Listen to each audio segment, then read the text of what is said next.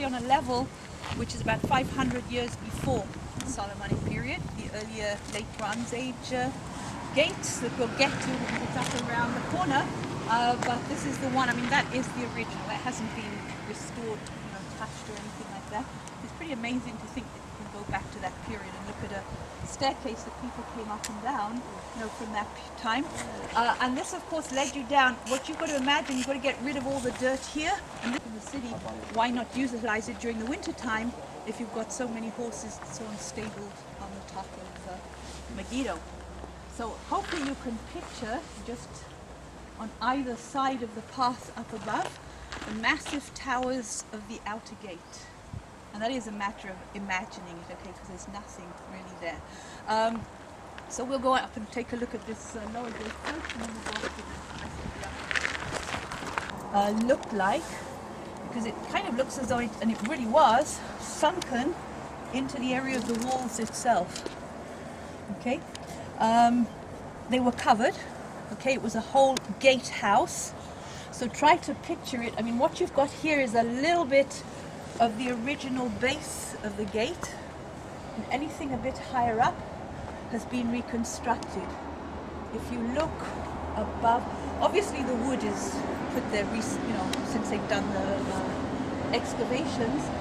But if you look at where the sort of plastered line is, you see it like this, and then it's going over there, sort of around like that, and then down.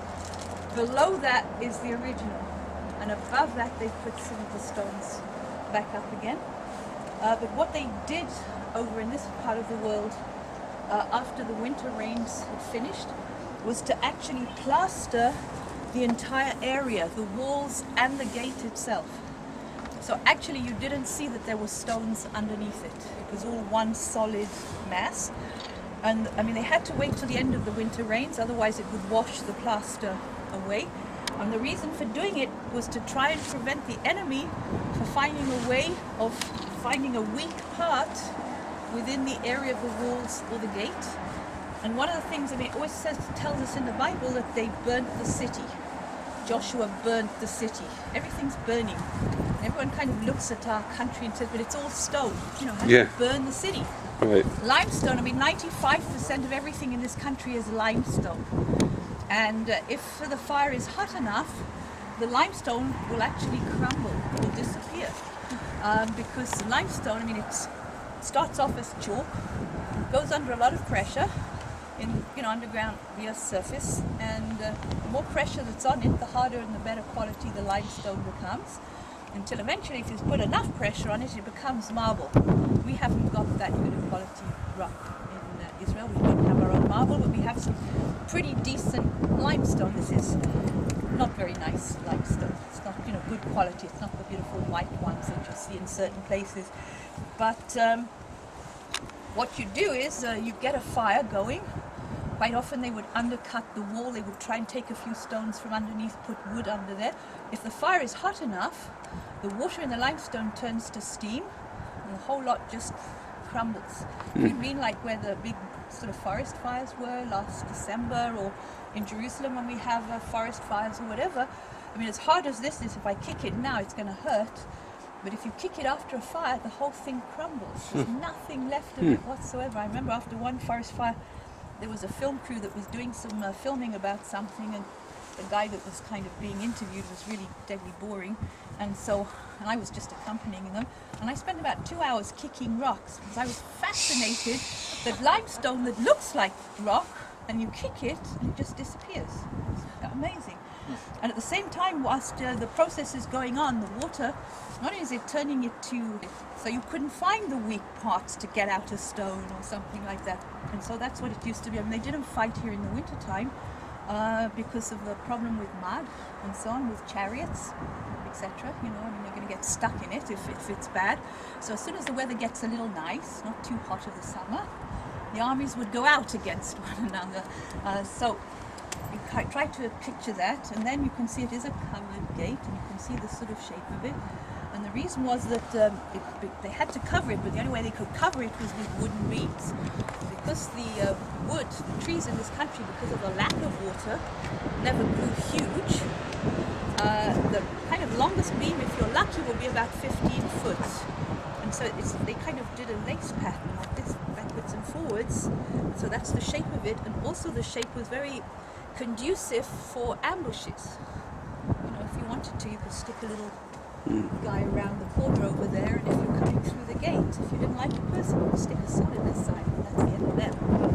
So that's how this sort of conflict between the archaeologists and the historians as to exactly the dating, bless you, of the Joshua conquest, whether it was 1450 or later on by 200 years even, there's this discrepancy, 1250, or was it not just one big coming in of the children of Israel, but in stages and so on. But in other cities like Hazor, we have a destruction level of Joshua. You can see a perfect burning level, right, sort of where we expect it to be and everything.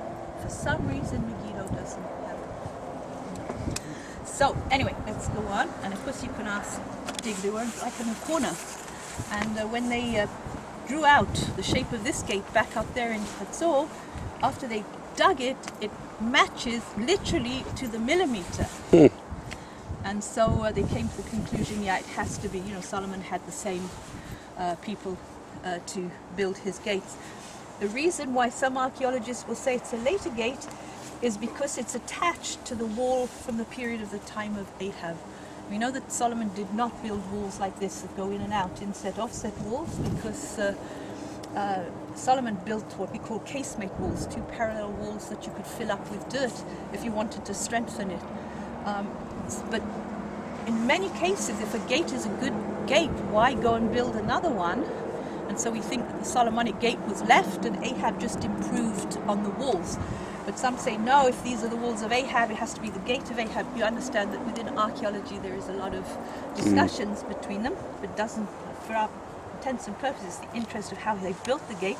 So there's your staircase, okay, that you saw over there. There's your outer gate. And if you look from here, looking down, you can see it is actually quite a steep entranceway. Now you think of this going and go down back to where the staircase was, and then you think that they're coming up here with chariots. Imagine that if it's under attack, okay, you've got to get through that outer gate, you're coming up quite an incline, and then you have to make a very difficult maneuver here, sharp left, and get your chariot in between in that opening, this one. Because what you're looking at here is this bit of the tower, and that tower is over there. And the width of the entranceway has to be the exact size that will be perfect for a chariot and no wider. That was the idea, because at the same time you've got this problem with the wooden beams not being long enough in order to cover the expanse, to cover the actual gate. So you're playing with two factors here, the length of the wood and the width of the chariot. The archaeologists thought, I mean, this once upon a time was a perfect gate, had both sides of the gate and so on. And again, you understand, you're only looking at the bottom of it, you're looking up to about here. All that's kind of towered up above. But over on this side, they really thought that they might find something interesting underneath the area of the gate, because the gates were often built on the, very close or the exact same spot. And unfortunately there wasn't anything, and then we lost the other half of the gate. Fortunately there were photos of it before, obviously there were photos of it before they actually took it down. And you could also see on both, well on this side you can see it at least, the guard rooms. There were 3 guard rooms. The middle one over there is all being filled up with a bunch of smaller stones, but these were effective guard rooms all the way through the gate. Another of the arguments of the archaeologists was, listen, Solomon didn't really have enemies. He didn't have to build a gate of this kind of strength